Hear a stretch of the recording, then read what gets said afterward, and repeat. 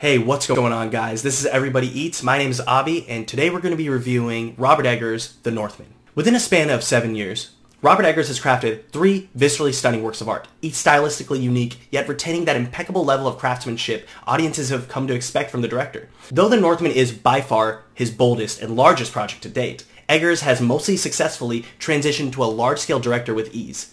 In recent interviews before the release, Eggers shared that the studio had to force changes with the dialogue and editing after test screenings confused audiences. And though the ADR is jarringly obvious at times, and some edited sequences seem like a far cry from his slow burn tendencies, the film still manages to be a gripping, psychedelic revenge story that transports viewers into a brutally immersive world. Even based off the trailers, it's apparent the premise is fairly simple. In 895 AD, Prince Amleth witnesses his father, King Arvindil, played by Ethan Hawke, betrayed and murdered by his own brother, Fjolnir. Years later, we jump to an all-grown Amleth, played by Alexander Skarsgård, raised by Vikings as a berserker on a bloodbath of a raid in the land of Russ. He overhears that Fjolnir has been overthrown and now resides in Iceland, which yet again prompts the seed of revenge for Amleth. So, he sneaks aboard a slave ship headed to Fjolnir's settlement, along with others, including a self-proclaimed sorceress, Olga, played by Anya Taylor-Joy. Once they're in Fjolnir's camp, it is apparent Amleth is completely unrecognizable. So, he and Olga, who's keen in assisting him, plot the downfall of Fjolnir and his spawn.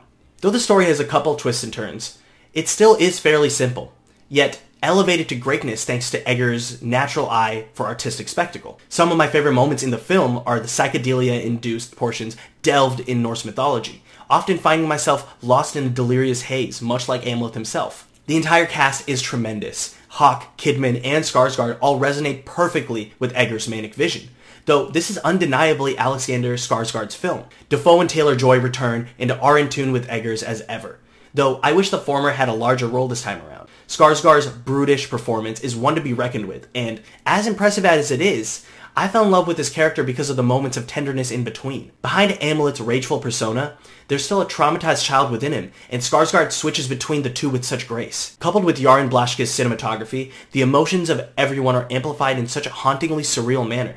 It feels as if the film doesn't only take place in the physical world, but within the minds of the characters themselves. This film is an experience through and through. Where other directors may have failed to strike a fine balance between large-scale epic and personal expression, Eggers walks that line like a professional. Amleth's psychological state slowly oozes on screen as the film progresses, with stakes consistently ramping up until the bombastic finale, a bare-naked sword fight inside an erupting volcano.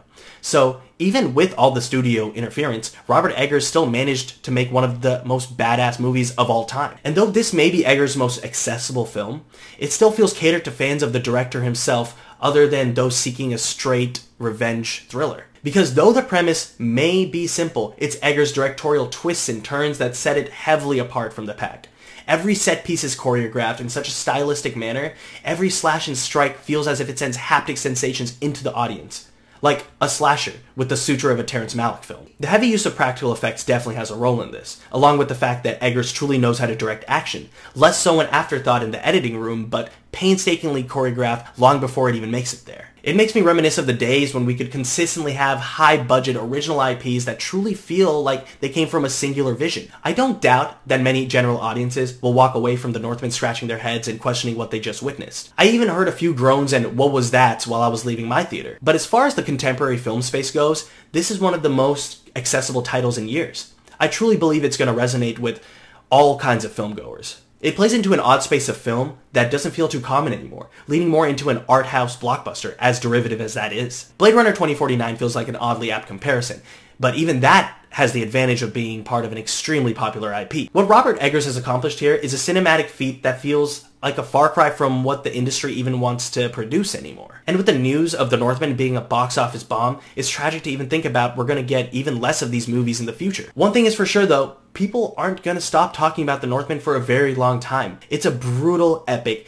that has something for every kind of filmgoer, and it deserves every bit of praise it gets. And for that, I'm going to give The Northman a 4 out of 5. Anyways, guys, thanks for tuning in. My name is Abi. This was Everybody Eats. We have a ton more content on the way, so stay tuned.